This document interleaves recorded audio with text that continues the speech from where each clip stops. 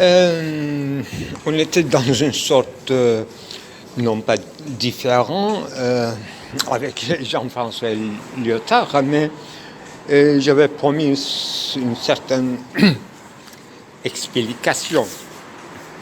C'était quoi en allemand? Aus anderen Setzung.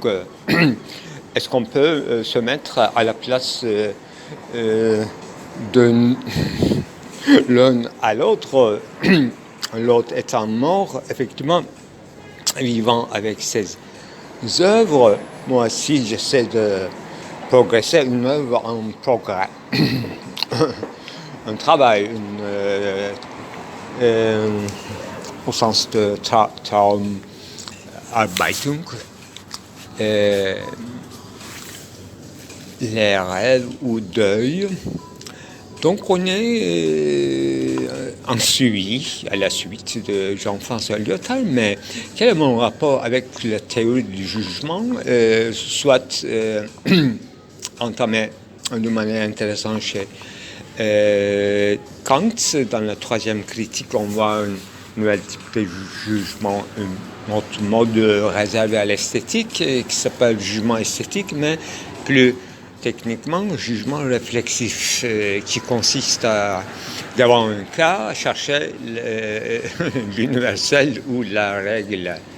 Voilà, on peut s'enchaîner à partir de là, c'est très utile, etc. Mais chercher la règle, effectivement, ça n'assure jamais qu'on va trouver une règle. Au lieu de règles, moi j'utilise voilà.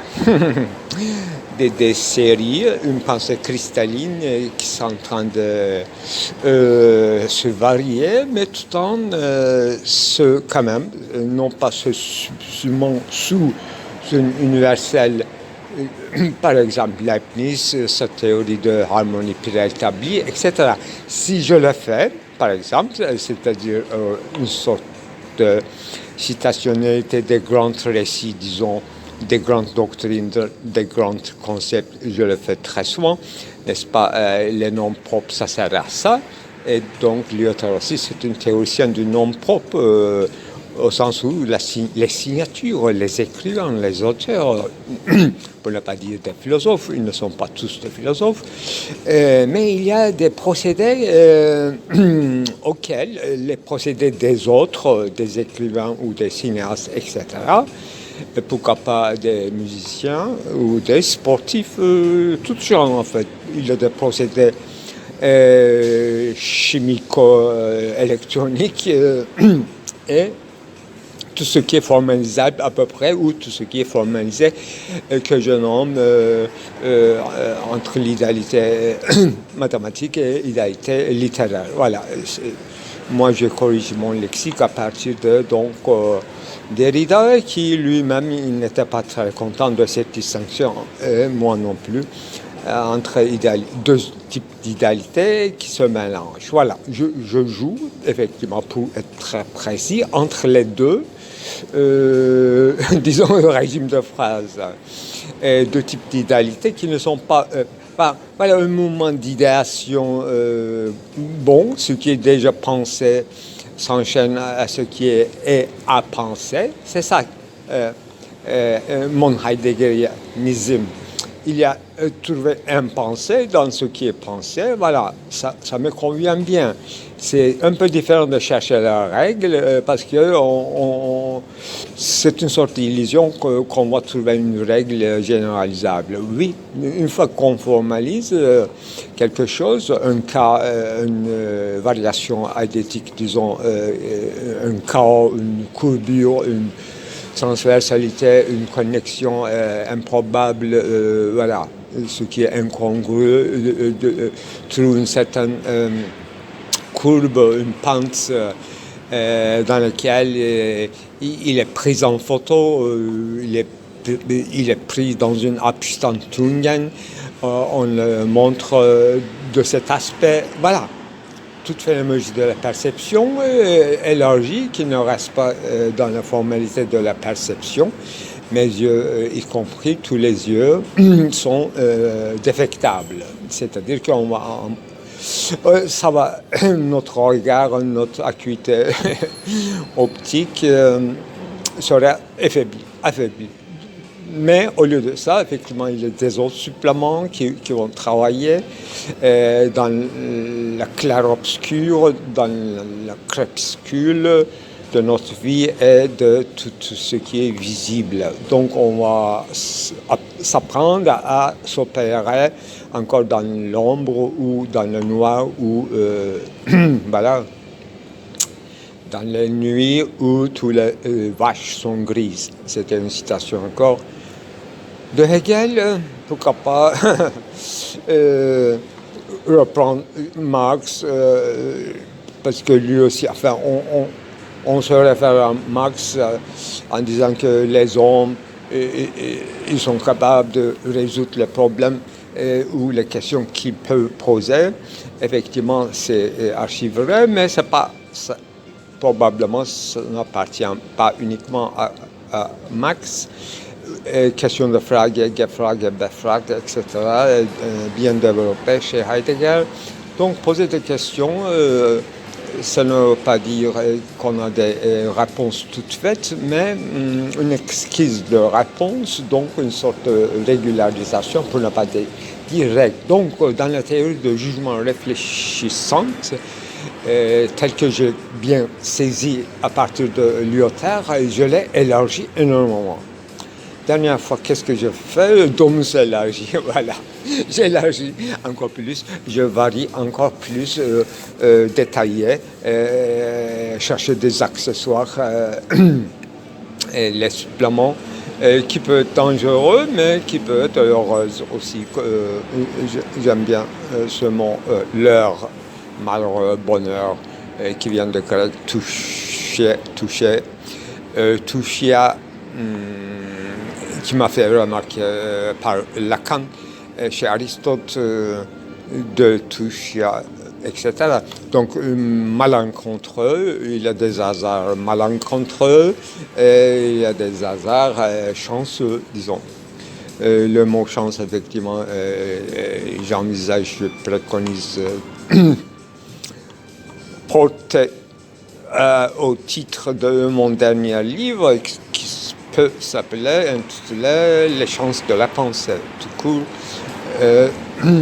Voilà, chercher par tâtonnement cette chance, se fier un peu au hasard. Qu'est-ce qu'ils disaient les Anglais pour danger, effectivement, shocking hazard. Hasard peut choquer, surprendre, c'est bien. Choquer, c'est devenu banal comme mot international. Choc. Ça a perdu son vrai frappe. Voilà, le mot frappe, c'est encore bien, ça marche. Frappe de monnaie, frappe d'empreinte, frapper, être frappant, etc. Voilà. Ma logique, disons, énergie, ça fonctionne comme ça. Si vous me suivez, ou bien je dis n'importe quoi, ou bien je suis une ligne bifurquée, etc., à 1000 endroits. Bifurcation, effectivement, ça nous renvoie à Borges, et Gilles Deleuze aussi aimait bien cette notion de bifurcation. Pourquoi deux? Trifurcation, il y a un fond qui peut se diviser, pourquoi pas, à l'infini. C'est ça la chance, à la fois de la pensée, à la fois de la vie en général, au sens même de biologos, logique de bios, pourquoi pas, une sorte de bifurcation, non pas binaire, à mon avis, je ne trouve pas de mot, mais bifurcation, pourquoi pas, polyloïca et pollution. J'ai utilisé quelques fois, effectivement, pollution nocturne voulait dire qu'un adolescent, particulièrement les jeunes garçons en puberté, ils se polluaient dans leurs rêves. Voilà. Pollution maintenant veut dire tout à fait une saleté, etc. Donc, poly, semences et dissémination, le titre de Derrida, etc. Histoire de semences, ou bien le grain, l'arbre tel qu'il est développé comme chez Hegel, on a trouvé insuffisant ou trop dépendant d'une certaine molarité de schématisme biologique, dépendant de bios ou de nature. Donc, c'est comme les lois morales chez Kant, décalquées sur la loi naturelle. Voilà. Je pense très vite, parce que dans ce domaine-là, je suis assez exercé, mais je devrais chercher des domaines opportuns ou inopportuns, chanceux ou malchanceux. Voilà, l'un de mes principes, c'était se mettre en état dans lequel qu'on puisse trouver une solution et qu'on expérimente juste dans les limites d'une Jafar. Donc, entamer une erfahrung, une expérience au sens noble du terme. Et j'ai bien travaillé sur le lexique en français aussi, de l'expérience dans le péri. Il y a des parages, peros, pera, au-delà, beyond en anglais, truth, pourquoi pas. Donc, une certaine transgression, un désir de transgression, ne pas être enfermé dans un cercueil. Dans le dernier enregistrement, je joue avec les enceintes de la ville. Dans mon roman aussi, aux yeux d'autrui. Je suis cette lexique d'encerclement, cercle ou bien cercle vicieux ou enceinte, ceinture. Pourquoi pas, ceinture de chasteté. Je n'ai jamais prononcé ce mot, mais voilà, ça tourne autour de hymen, autour d'un mouvement d'invagination ou un certain refus ou refoulement, ou rejet ou jet. Premier jet ou dernier jet, ou premier baiser ou dernier baiser, ou première vue, en ce qui concerne l'amour, ou au sens de Lacan, disons, point d'accrochage, c'est ça, Hampson, qui nous renvoie à une certaine image de poisson christique, ichtus. Et on revient à ich, c'est-à-dire le moi. Et superlatif moi, ou inférieur moi, le bas matérialisme, ou une certaine iceberg qu'on entrevoit. Voilà ma phénoménologie de la perception en éclat, comme ma littérature est en éclat. Et éclat, effectivement, le mot, ça sonne très joli. C'est comme Schlage en allemand. Et donc, une certaine frappe, pourquoi pas. Être frappé, se mettre dans tous les états. Mais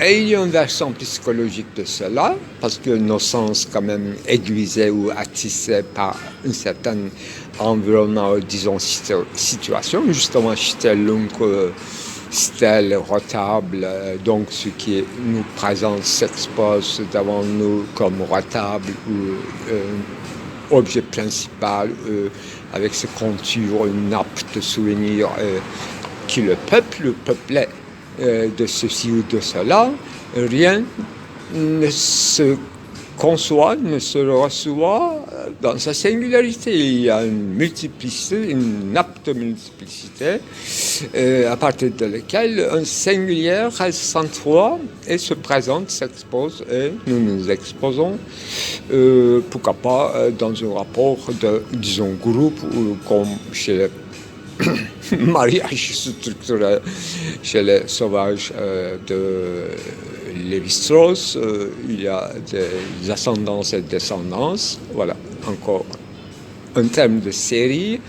et de prolongement au sens bergsonien du terme, donc les virtualités. Là où on prolonge une ligne donnée, et quand on commence à s'aligner, on ne fait pas une algèbre au sens étroit du terme, mais on décode, on recode, comme disait Deleuze, on plie, on supplie, voilà. Voilà le mot pli encore chez Kant, Mannigfalt, en allemand je crois, et manifold en anglais, et en français on préfère le divers, voilà. C'était mes cours officiels, effectivement, qui tournaient autour de ces questions quand même philosophiques essentielles, qui est dans la chimie de l'apparaître, de l'apparition. Donc on est en pleine phénoménologie de la perception avant le terme. Eh oui, polyglotte, c'est ça, il faut que ça fonctionne, il faut que ça pollue, il faut que ça asperge, sans s'asphyxier. L'alphabet de Morse, effectivement, sert à cela, comme nous a fait remarquer un certain Derrida dans l'économimésis en ce qui concerne gusto, goût, taste, avalement, introjection d'une saveur et rejeter, vomir chez Kant. Donc, plaire ou non plaire, déplaire, plaisir et non plaisir, attraction et répulsion, ça existe chez Kant. Donc, tout est basé sur une certaine corporité, une expérience de chair, d'une certaine incarnation. Et ici, il faut ajouter qu'il ne faut pas penser seulement à un homme normalement constitué. Et mon dernier livre, effectivement, officiel, Grabende Yenera, finissait à peu près comme ça. Et je thématisais sur un muet. D'abord muet, parce qu'il est sûr, mais on s'écrivait quand même à la maison. Voilà. Ce genre d'accessoires d'écriture, de communication, il ne faut pas penser toujours 5 sens à la fois. Et quand il y a un manque, un affaiblissement, il y a des autres sens qui sont des vicariants des sens. Voilà, tout est travaillé déjà par Derrida, surtout dans l'économie-mésis, ça ne s'arrête pas. Et cette économie libidinale passe par les règles schématiques du mimétisme. D'abord, eh bien, on éclate les similitudes, on s'enchaîne vers pourquoi pas par la différence qui se diffère, qui se retire. Et grammairement, on a le droit de parler de tout autre. On me ridiculisait en fait, c'est Cengiz Çakmak, mon ami, qui me disait que votre philosophie c'est öteki beriki. Donc au lieu de dire öteki, voilà, öteki beriki, nous utilisons pour dire autrui en turc öteki. Donc beriki c'est autrui, mais c'est dans un langage familier, donc c'est péjoratif presque dire quelqu'un, on ne dit pas quelqu'un à autrui, c'est un terme officiel philosophique, un certain schématisme de l'altérité, c'est tout. Mais beriki c'est quoi? Et il pense que en faisant cette péjoration, disons, vous vous intéressez seulement à une multitude empirique, une diversité empirique, des différences de psychologie, de caractériologie, des choses comme ça, inférieures dans la philosophie. Bon, soit.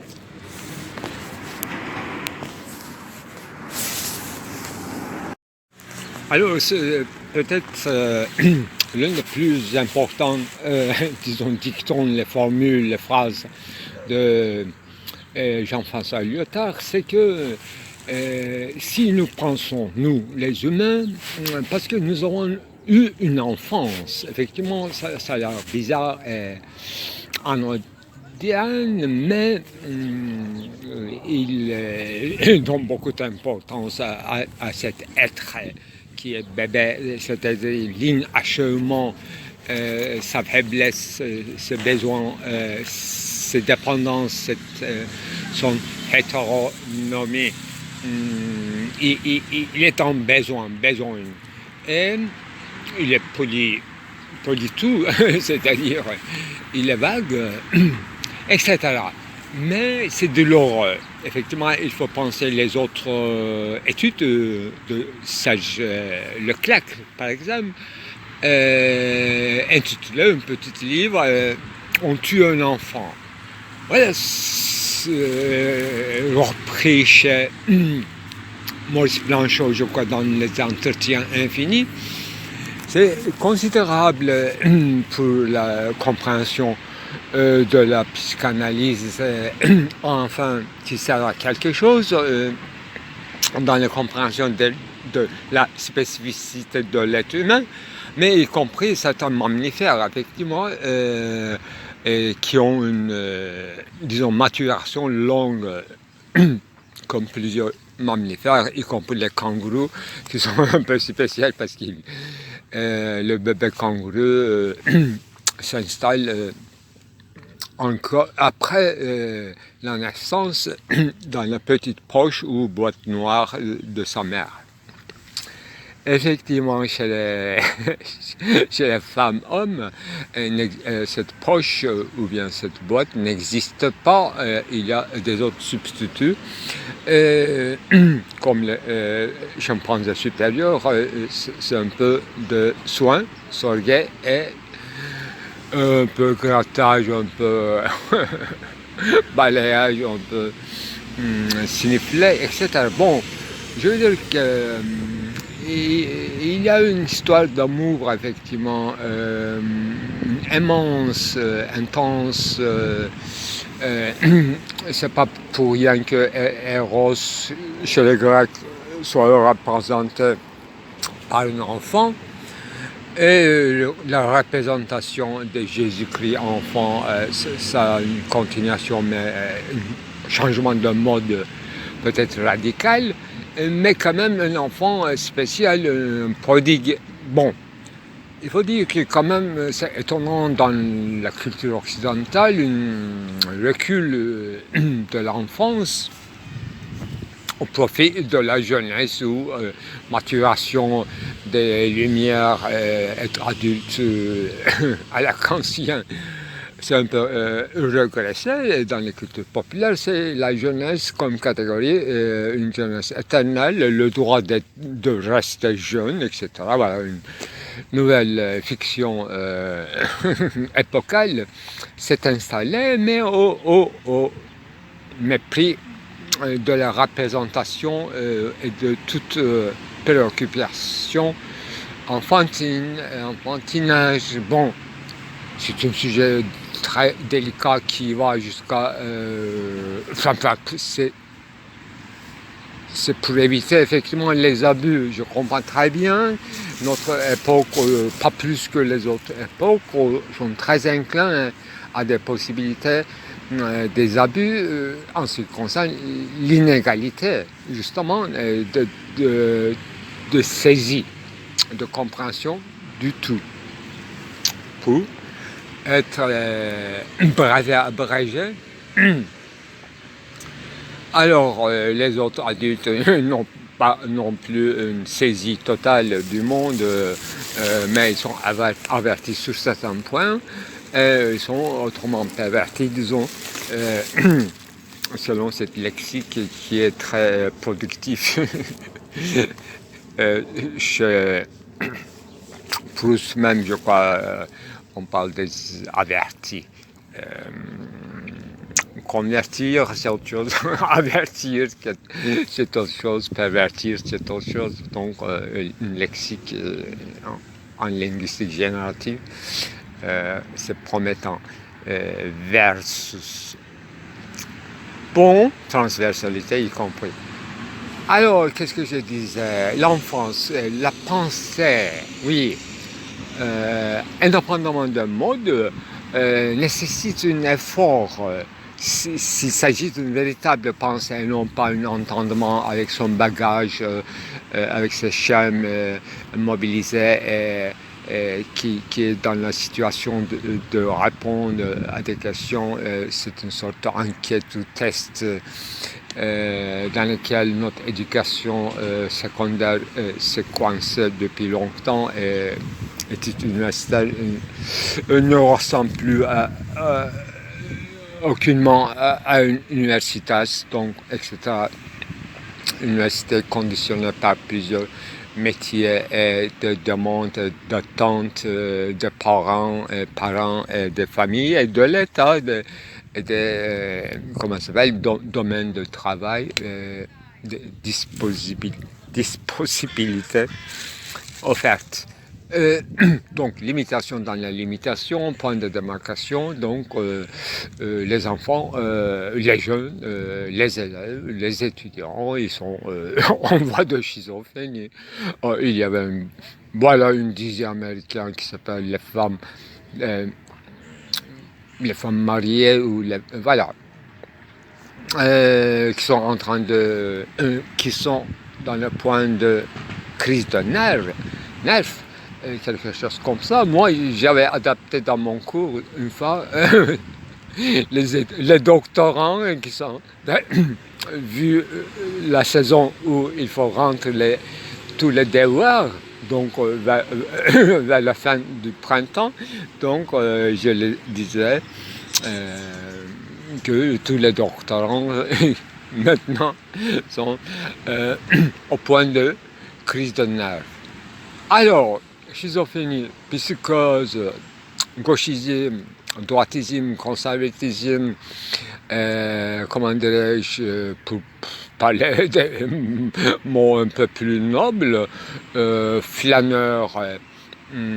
Ah oui, aujourd'hui j'ai commencé la journée en photographiant un mot, c'est le nom d'un magasin de fast-food, Haïta. Il me semble que ça vient de l'arménienne. En turc, on utilisait couramment, mais ça n'existe plus. Haïta, c'est quelqu'un de comme Ripou. C'est quelqu'un qui ne devient pas adulte, mature, et il est toujours en loisir et distrait. Bon. Et donc, il y a plusieurs catégories de jeunesse, bien sûr, mais comme chaque homme, quoi que soit son âge, peut-être maintenant, y compris les bébés pauvres, parce qu'ils sont mal nés, tout bébé n'est pas à une bonne naissance, c'est ça, c'est depuis toujours. On évite maintenant avec une certaine médecine préventive, avortement contrôlé, etc. Et on voit maintenant de plus en plus, moins en moins des handicapés, mais la nature des choses, la biologie fait de sorte qu'il y a des maladies incontrôlables, c'est-à-dire on ne peut pas prévoir tout, et il y a des autres handicaps plus intestinaux, je veux dire viscéraux plutôt, qu'on voit pas, qu'on ne peut pas deviner d'avance. La science génétique s'avance, mais qui décidera? Voilà, question de théorie du jugement, qu'il ne faut pas effectivement minimiser l'importance, mais il ne faut pas tout réduire à une théorie de jugement. Effectivement, dans les décisions politiques, en dehors de toute cette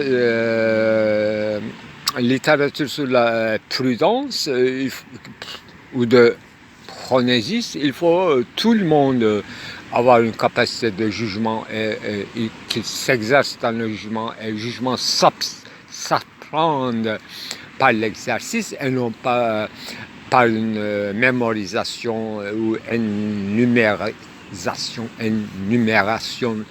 d'un certain nombre de règles à appliquer.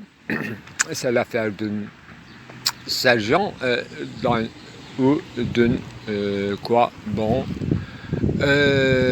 caporal dans l'armée régulière. Mais il y a des autres stratégies, effectivement, Che Guevara, guérilla, etc. Bon, l'autre jour, je donne un schéma de bataille à partir de jeux d'échecs, mais sans pion, c'est-à-dire sans pierre, touche de pierre symbolique, mais en vrai, en nature, imagée, bien sûr. Donc, un framework, un diagramme, là où les conflits peuvent être se dessiner, etc. Qu'est-ce que je voulais dire? Voilà. Si nous pensons, parce que nous avons un trauma d'enfance innommable, et ce qui,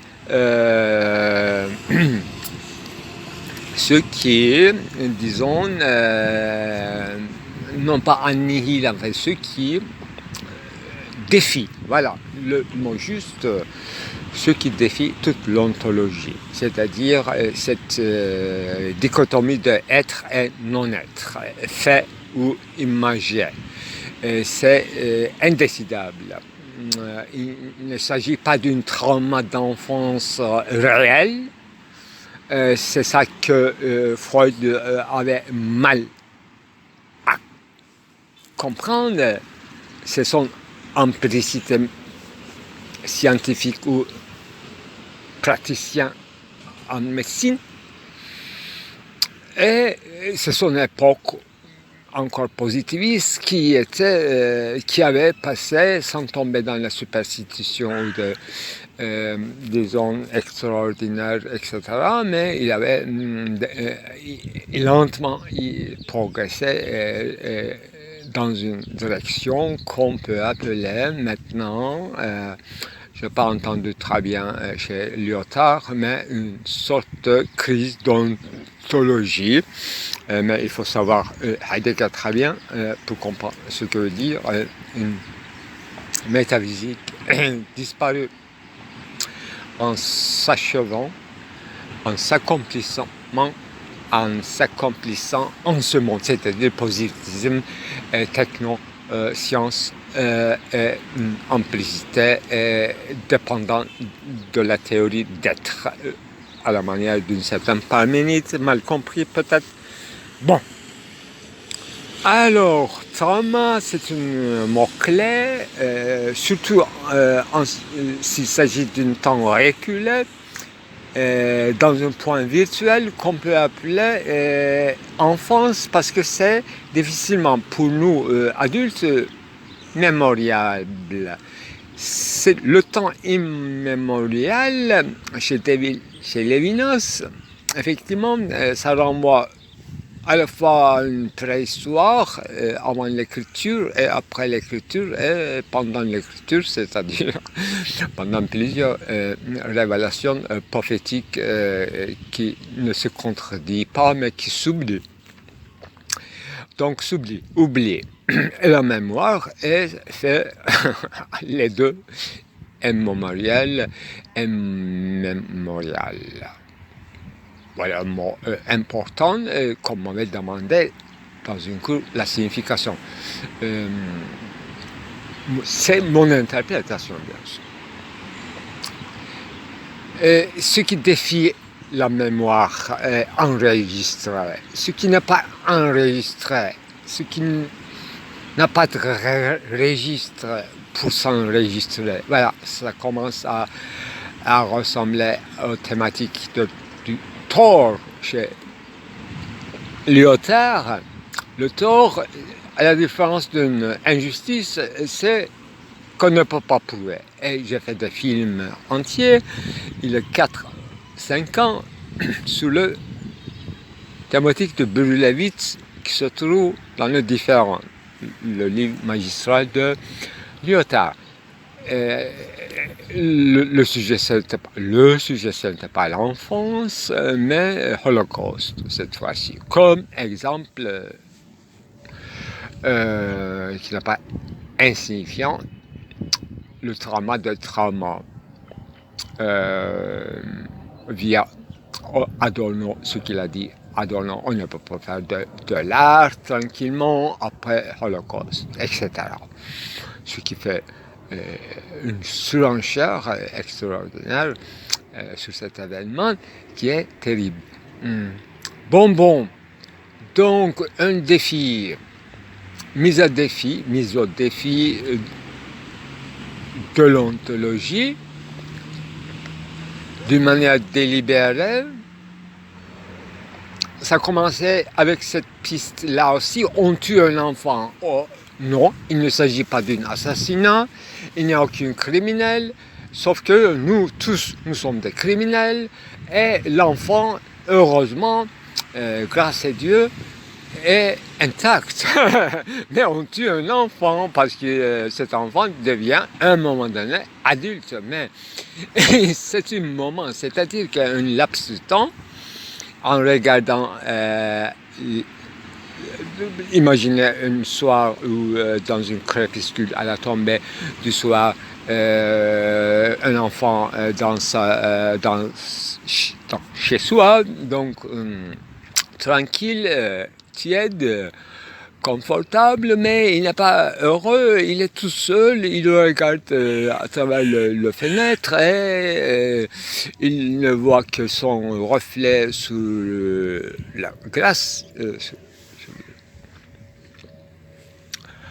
vaporisé, disons. Bon, eh bien, il y a quelque chose qui se tue, qui se meurt en lui ou chez elle. C'est ça, défi à l'ontologie. Alors qu'il ne s'est rien passé, rien à raconter chez ses parents, rien. Il y a eu quelque chose. On ne sait pas, on ne peut pas théoriser, sauf quelques formalisations schématiques, parce que le contenu, on ne peut pas deviner d'avance par où, par qui, dans quelles circonstances cet assassinat a eu lieu. Moi, je ne peux pas aller plus loin. J'étais extrêmement clair. C'est un sujet qui nous fait penser, non pas de manière obsessionnelle, parce qu'on a oublié depuis très longtemps, mais c'est à partir de là on devient authentiquement une singularité, un individu. Einsamkeit, c'était le seul, sans appel, sans secours, et hétéronome, c'est-à-dire besoin d'autrui, besoin d'apprendre, encore plus d'apprendre, c'est-à-dire prévoir et comprendre ce qui se passe justement.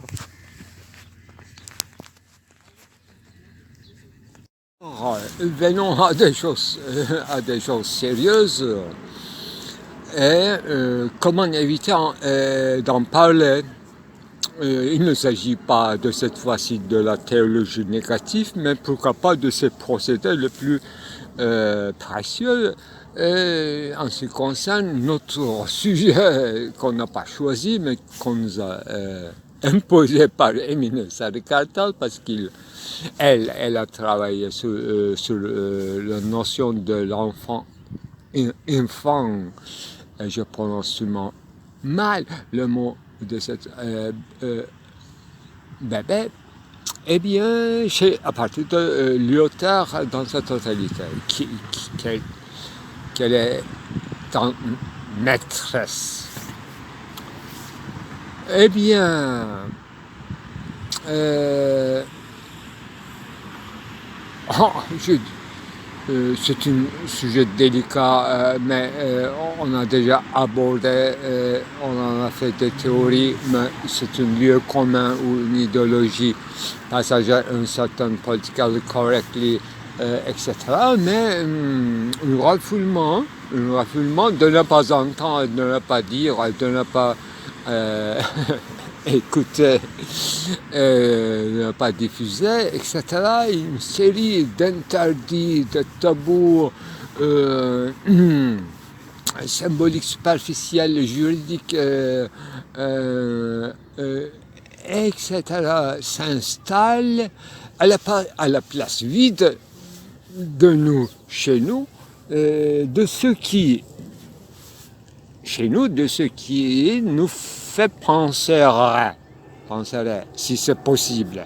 Donc, une résistance à la pensée dans sa totalité, une barrière, une prise de position, toutes les barricades, les fossés, comme Première Guerre mondiale, dans tous les coins, dans tous les adversaries, dans tous les... Parce qu'il y a un danger immédiat qu'on mobilise dans toute immobilité totale, prise de position et attendez quoi. Comme dans ce roman d'Italia Calvino, les Tatars dans le désert de Tartare, ils vont venir peut-être un jour, ils vont attaquer à nos enceintes de la ville, à nos donjons. Il faut garder, bien qu'il n'y a personne, il n'y a plus personne qui vit dans la cité, il faut garder la cité en tant que cité et comme un spectre de cité, et il faut que l'institution de garderie, de Achtung, un séjour soit possible, mais où sont les gens? Bon, dans nos métropoles, tout le monde est là, c'est-à-dire que il n'y a plus de frontières, tout est permis, on peut s'installer au-delà des statuts officiels de réfugiés, on s'installe, tout est abus effectivement possible, encore plus élargi, parce qu'il n'y a aucune loi, aucune Gewalt, eh bien, je dirais un régime intermédiaire, un passage, un pressentiment horrible avant la guerre, un entassement derrière les barrières, une prise de position, une géostratégie, une géopolitique, un changement de carte, etc. Tout est renversé comme dans l'école primaire, avec la première carte de Mésopotamie suspendue sur la table, et c'est une poésie de Ejayan, et tous les étudiants sont inquiets si les eaux de la rivière de Tigre, de Euphrate, renverse, non pas dans la classe, mais à l'inverse, c'est-à-dire normalement ils devront, bon, est-ce qu'il y a un changement de courant d'air, courant d'eau, de flux, fluidité, des migrants, etc., prévu dans les années peut-être 50 ou 60 par Ejayan, en ce qui concerne la question d'Orient. Donc Mésopotamie. Bon, c'est pas notre truc, mais dans sa poésie, quand même, Ejayan a abordé le problème de plusieurs strophes ortaiques.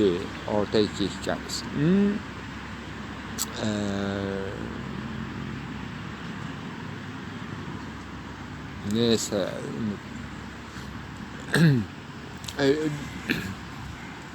biraz daha yaşasaydı orta 2'de teneffüste sonra tahtaya kaldırılacaktı çocuk. Voilà. Les thématiques en France existent dans la poésie turque d'une manière somptueuse chez d'abord Fazıl Hüsnü Dağlarca, donc c'est une recueil qui s'appelle tout simplement Dieu et enfant, un nom, et l'autre, Ejayan, effectivement, dans Yort Savul, de manière engagée politiquement apparemment. Bon, qu'est-ce que je veux dire, c'est une tabou l'impensé est en garderie, c'est-à-dire il faut absolument pas penser, c'est un pensée qui est déclaré tabou. Voilà une case vide de notre civilisation autour de laquelle tous les signes s'instituent et fait que nous avons un monde symbolique et la réalité c'est autre chose. Comment effectivement maîtriser la réalité, le réel avec le symbolique de manière précise. C'est ça notre politique, indépendamment de cette alternance entre gauche et droite. Bon, mais une pensée qui ne se pense pas, qui se refoule, qui revient en force, alors là, il faut en avoir peur. Et c'est nous, effectivement, les philosophes, les penseurs ou les littérateurs comme moi, ceux qui font de la fiction autobiographique, soi-disant, ou bien anamnésis comme troisième thème de Lyotard, après frayage, balayage, anamnésis, ce qui correspondrait à tous ces Traumarbeitung que chez Freud, de manière repensée dans un écosystème techno-scientifique, donc le nôtre. Et donc tous ces titres, ça correspond à peu près à mes chaînes sur YouTube, anamnésis, fiction autobiographique, fameuse de la vie quotidienne. Qu'est-ce qu'il y a d'autre? Philosophie, l'école Bouss, la philosophie à l'école buissonnière. Il devait y avoir quelques autres encore.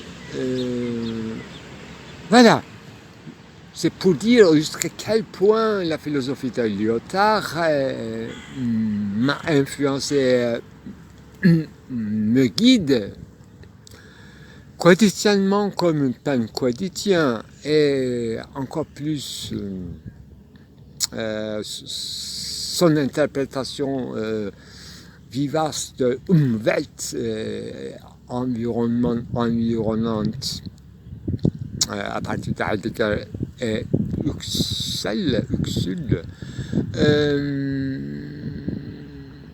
Il privilégiait bien sûr notre peau, globe terrestre, à partir duquel nous avons eu cette réussite de magnifier les visions, c'est-à-dire une constitution chimique, physico-chimique des astres à travers les lumières, donc prise de photos des astres magnifiés.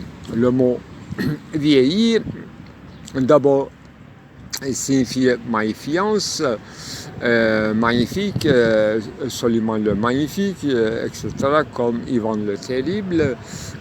Donc c'est un superlatif. Et puis avec la télétechnologie florissante, est devenu justement un loup, un microscope, une télescopier, une méthode télescopier, magnifiance, magnifier. J'utilise dans ces derniers jours magnifions notre monde, notre nature. Magnifions dans un sens devenu maintenant dans ma bouche ambigu. D'une part, on prend des Abstattung, des prises de photos ou des mises au point. Eh bien, notre monde, après toutes ces magnificences du cosmos, dans sa presque totalité infinie, est devenu quelque chose de fade, sale, pollué, invivable, inhabitable, mais magnifions-le. C'est ça le message de Lyotard, parce que l'existence intelligente qui est absolument liées aux douleurs, au trauma, et à la peine, à l'effort, à beaucoup de choses encore, au travail, immémorial, innommable, intraitable, et nous le devons à ce globe terrestre, à cette globe terrestre qui est le nôtre. C'est ça, Humbert Lyotardien. Ça aussi, ça m'a beaucoup marqué. L'un en France, l'autre condition de possibilité de penser comme trauma, et notre globe terrestre dans lequel nous sommes pour l'instant emprisonnés, mais magnifions-le, moi je suis prêt en chantant, en écrivant de poésie, en dansant et en extase, mais c'est pas obligé pour tout le monde. Magnifions-le, c'est-à-dire anamnésis. Notre mère déesse, mnemosine, erinerunque, intériorisons. C'est au lieu de dire connaissons notre histoire naturelle.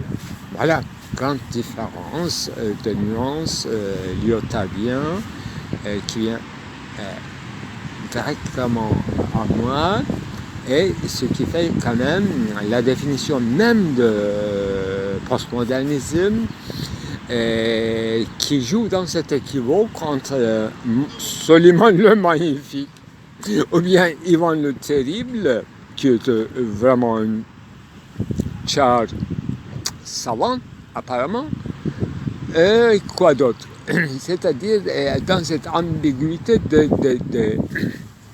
des adverbes, des adjectifs, bon, je registre comme ça le sublime, effectivement sublime, dans ma conversation en privé, en plus en Istanbul, en fait, j'avais dit que, enfin, il s'agissait à un moment donné dans la conversation avec Derrida et moi du sublime ancien, et je vais donner comme exemple que notre Ottoman effectivement avait un palais dont la porte et le palais lui-même métaphoriquement était connu parmi le peuple Bab Ali, qui veut dire la porte sublime. Alors il m'a rétorqué tout de suite que sublime ou pas, je ne sais pas. Effectivement, qu'est-ce qu'on peut dire plus une porte finalement sublime, une porte palais devant laquelle tout le monde sont quémandeurs, devant laquelle tout est gardé dans une garderie pas possible, et toujours les génisseurs peuvent se révolter devant cette porte sublime. Sublime ou pas, ce qui importe que c'est une porte grande, c'est tout, un palais, c'est tout, c'est un musée maintenant. Alors l'autre anecdote avec Derrida, c'est en ce qui concerne l'histoire de Cora, quand même, interprétation derridienne du concept ou du mot ou de nom propre de Cora, de Platon à Timaeus, et j'ai failli te dire qu'à Istanbul, vous savez, il y a une église byzantine qui s'appelle Kora, nous l'appelons Carrière. Il m'avait rétorqué que ce n'est qu'une interprétation, oui.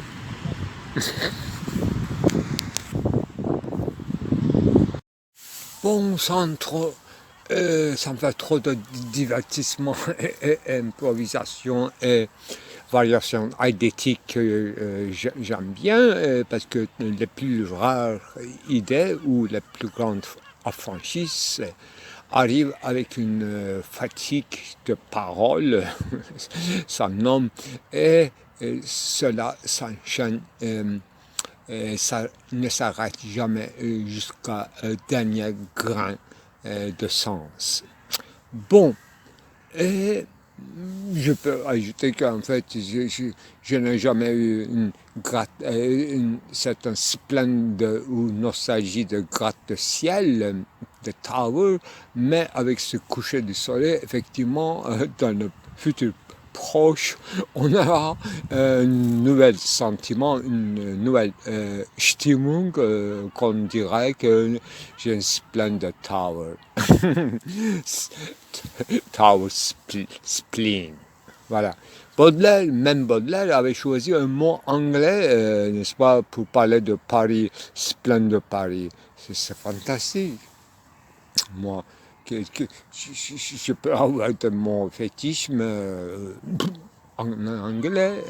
J'avais écrit très tôt une sorte de mon petit dictionnaire préféré d'anglais à l'usage futur. Bonbon, et j'ai un film qui s'appelle Les mots anglais quelque part. Eh bien, les mots fétichisme, etc. Je voulais dire simplement finalement que ce tatouage histoire, enfin, toujours en parlant des sauvages, de la pensée sauvage, se barbouiller en couleur, avoir des signes sur la peau, sur l'épiderme, des incisions, etc., et appartenance à une communauté. Dans son fond, c'est pas pour se distinguer des autres, mais avant tout, c'est se faire partie d'une communauté, mais phénoménologiquement, c'est se voir, se considérer, se prendre en considération, s'imaginer à travers autrui, sous les yeux ou sous le regard respectueux ou reconnaissant d'autrui. C'est ça, histoire de reconnaissance. Et son désir se boucle ou se constitue à partir de cette reconnaissance. Et parce que le désir, au départ, c'est qu'un flux chez l'homme, à cause de manque d'instinct. Si on se fie à cela, il y a des hormones, il y a plein de processus de développement, mais ni caractère, ni choix, ni l'objet du désir n'est pas prédéterminé, mais ça, une fois né dans un système institué, dans un système de signes institués, pour citer Rousseau, effectivement, c'est toujours déjà d'avance, on a une bourgeon ou une structure, une orientation du désir. Mais il faut que ça se réaffirme et ça se, ça se reconnu.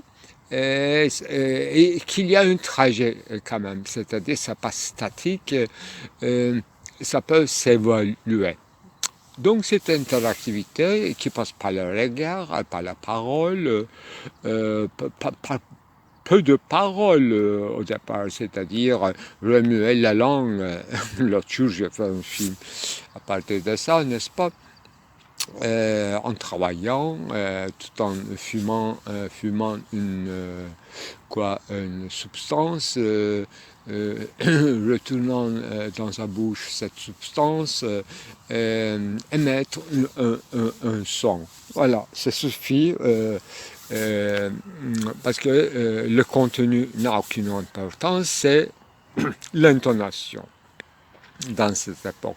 Là, effectivement, dans notre métropole, on voit beaucoup d'étrangers, même les gens qui viennent de l'Est de la Turquie, effectivement, indépendamment de leur contenu, de leurs paroles, ils ont besoin, quand ils sont entre eux, donc une vacances, quand ils ne travaillent pas, quand ils sont dans un milieu d'amitié tout en marchant dans la rue, et ils parlent une langue impossible à comprendre parce qu'il n'y a que des cris ou appellations ou des apostrophes ou des intonations, c'est tout. Donc c'est un langage primitif, on ne peut pas dire chantant, pas du tout, ça porte tout un théâtre de la cruauté.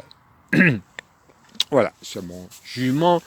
Ça peut changer selon le contexte. Effectivement, on peut en faire de l'art, on peut en faire de la littérature, mais dans la rue, effectivement, comme disait quelque part en écrit Jean-François Lyotard, c'est bande de mecs qui se promènent ensemble dans la rue, donc sans femme, donc ils sont potentiels homosexuels. Il a écrit ça. Donc ce genre de truc pré-civilisé ou qui essaie de faire face aux douleurs, aux souffrances de la civilisation, à toutes ces séries de castrations, travail, famille, loyer, propriété, l'impôt, etc., banque, crédit, l'intérêt, tout ça, c'est extrêmement codé dans le milieu urbain. Donc, ils parlent, ou bien ils chantent, ou ils citent peut-être, ils ne font que autocitation d'une manière de parler de Sittlichkeit perdue. Voilà. Donc, une tête de cruauté, pour moi, mais pour eux, c'est quoi? Une certaine citationnalité, ça existe, un mimétisme, mais effectivement, c'est pas assez distancé. Il n'y a pas assez un effet Weltfremd, donc. Qu'est-ce que je voulais dire encore? Voilà, se voir aux yeux d'autrui. Et le commencement, c'est se barbouiller comme il faut. Mais la différence sexuelle, c'est énorme en ce qui concerne se barbouiller ou se maquiller. Chez la femme, c'est tout à fait différent. Codification chez les hommes, c'est tout à fait différent. Donc, se voir, non pas autrui, se voir pour une femme par les yeux d'un homme bien codé. Donc, comme cet homme voulait la voir. Donc, essayer de se faire maquiller ou s'habiller de sorte que l'homme idéal envisageait, imaginait ou désir. C'est sa constitution du désir et toute cette transformation. Peut-être on peut aller jusqu'à émasculation, ce que ça veut dire. Quelle est la conséquence, est-ce possible, etc. Ça devrait commencer à partir de cette discussion. Bon, de quoi à faire rappeler la présence humaine, en fait. Il a partout des sottises, avec les termes de Jean-Jacques Rousseau, éternelle imbécilité de l'homme quand il s'agit de faire des tatouages ou des incisions sur le visage. Surtout, Rousseau parle des trempes, en fait, le front, là-haut, comme si l'homme voulait expressivement déclarer son imbécilité par le visage, effectivement. Et il écrivait sur son front que je suis un homme, donc je suis un imbécile. En fait, il faut être un peu plus gentil que Rousseau. Peut-être qu'il a une signification très spéciale du mot imbécile, mais idiot quand même, comme l'œuvre de Jean-Paul Sartre, quoi. Le mot d'idiot, j'ai bien cherché dans le dictionnaire, ça viendrait d'une certaine singularité idiomatique. Idiot aura voulu dire une singularité très singulière. Idiotie, c'est pas une très mauvaise chose, mais très singulière, quoi, en fait, qui n'a pas d'exemple. Mais c'est reproductible quand même, l'imbécilité ou de l'idiotie généralisée et en série. Effectivement, je trouve une boîte comme aimait bien en faire Gérard Titus Carmel, mais le problème c'est que c'était toute blanche cette boîte, contrairement à celle de Titus Carmel qui sont tous noirs ou avec les poils noirs coincés. Là, effectivement, il ne manque pas de poils ni de poids dans cette boîte toute blanche, s'agirait à mon avis d'une noce. Ce qui reste d'une noce, c'est une boîte vide, une boîte vide, d'abord remplie et puis jetée dans la rue. Et j'ai photographié. Là, il y a un couvercle qui est apparemment vide également. Un couvercle en forme d'un cadre, une paragone, alors, qui nous recommande vers l'œuvre, qui veut dire ergon, un paragone, ce qui veut dire tout ce qui est hors d'œuvre. Et c'est pas le mais principal. Le mets principal dans cette noce, depuis longtemps consommé, je suppose. Alors, ce qui nous reste comme cadre squelettique, on peut le remplir avec le joli colifichet poilu, soit du genre féminin, avec le poil rose, comme dans cet exemple ballerine, ou bien mâle, un viril, forcément poilu d'une autre manière. En plus, cet homme que j'avais dessiné, deux hommes de la même posture, normalement c'est un livre d'exercice pour les danseurs, ballerines, donc j'ai transformé ces figurines en mâle, une figure mâle, et les mains, la posture de main, de bras, ça ressemble effectivement au sacrifice de Saint Sébastien. Mais maintenant, vu l'usage que j'ai fait, parce que ces dessins de mâle tenaient avec ses bras, donc le cadre vide, paralgone. Donc, ce qui veut dire que, en fait, dans l'architecture classique, dorique, ionique, on trouve, même dans la néoclassique, ces hommes, des Hercules, ils auront de nom encore plus spécial, qui servaient de piliers dans les Templiers. Ils avaient une fonction à la fois d'être un colon, et deux colons ici, recto verso, et qui tiendrait en figure humaine la demeure de la divinité, c'est-à-dire du temple. Architecturellement, les hommes en marbre ou en colline, deux collines ensemble ou recto verso tiendra toute l'architecture ou architectonique de notre préhistoire et l'histoire même. Merci pour ces inspirations. Titus Carmel m'a beaucoup inspiré en fait. À Paris, dans ma petite chambre, je faisais des grandes toiles, etc. Tout est emballé quand je me déménageais vers Istanbul. Et dans cette boîte-là, dans laquelle j'ai placé mes peintures et mes bric-et-brac, effectivement, je les considérais comme des cercueils. À la Titus Carmel un peu. Une autre fois, plus avant, quand j'avais filmé mon petit Super 8 qui s'appelle Trompe la mort, effectivement, j'avais écrit une petite explication, un texte dans lequel on disait qu'un film à regarder, ensuite mettre dans sa boîte, c'est-à-dire dans son cercueil. Donc il s'agissait toujours de cette thématique ou amalgame de la boîte et de cercueil, quelque chose comme tombeau ou mausolée, qui ressemble quand même à cet mariage ou noces éteintes, qui a des souvenirs, a des vibrations sonores, etc. La boîte à musique, un jukebox, à quoi servirait d'autres. Voilà mon compte rendu de petit matin, dans la rue encore. Alors, dans ce petit matin, j'ai lu la préface à la traduction de l'œuvre de Lyotard, traduction en turc de ce livre qui s'appelle Au juste,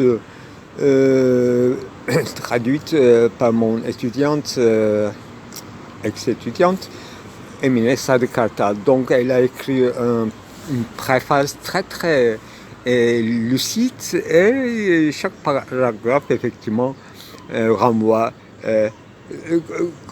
comme si renvoie à l'une de mes étapes ou périodes concernant effectivement Lyotard. Lyotard a été mon prof et il était très déterminant dans mes choix, dans mes orientations, et, malgré son écriture un peu spéciale, comme c'est celle de Lévinas, ils étaient déterminants quand même, autant que Derrida et Deleuze, je dirais, y compris Foucault.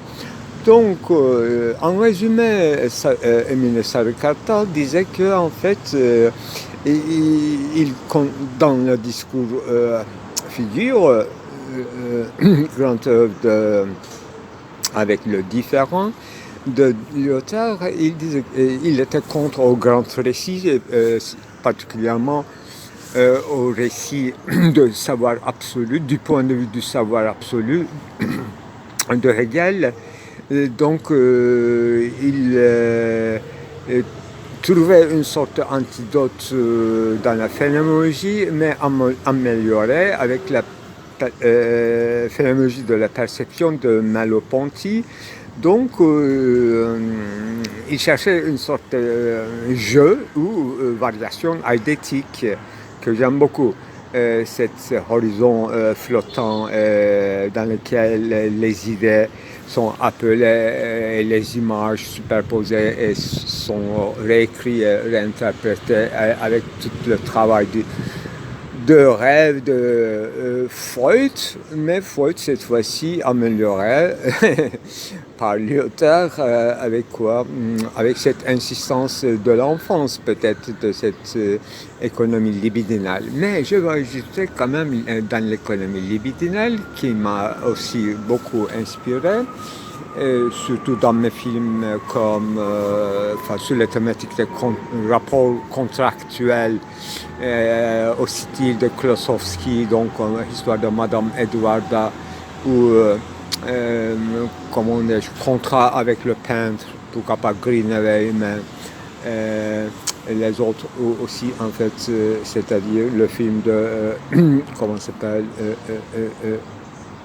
Roche, concernant l'histoire de Ben de Diane et Actéon. Donc tous ces artifices dans le cinéma, dans la peinture, toute cette contractualité me renvoie à une sorte d'économie, domus d'ailleurs, le mot domus, le titre de mon film c'était Domus élargi d'une nymphe, d'une nymphomane finalement. Domus, le mot domus, oikos, économie, toutes ces études viennent de Lyotard, en grande partie de son œuvre qui s'appelle L'Inhumaine. Donc, même Domus économie, j'ai des choses à dire. Effectivement, les flux libidinaux qui dirige l'économie, mais l'économie gouvernementalité de chez soi est beaucoup plus complexe, qui inclut, là-dedans, contient refoulement. Donc il ne s'agit pas d'une libre jet de flux libidinaux, mais c'est à partir de l'économie qu'il y a un refoulement et une réorientation des flux. Et ça va jusqu'au capitalisme, y compris pré-capitalisme de l'or ou de l'accumulation, dont j'ai fait état dans mon film Sarrazin, donc Juif de Malte aussi. Qu'est-ce que je voulais dire? Donc, refoulement au sens très large du terme, donc négativité, frustration, ça fait partie du désir, de la construction du désir et des flux vitaux. Donc, concept de l'enfance, pour moi, c'est un peu métaphysique, donc un peu artificiel, mais en fait, il ne s'agit pas de l'enfant, mais d'une bébé. qui n'est pas constitué en tant qu'homme, très problématique comme figure philosophique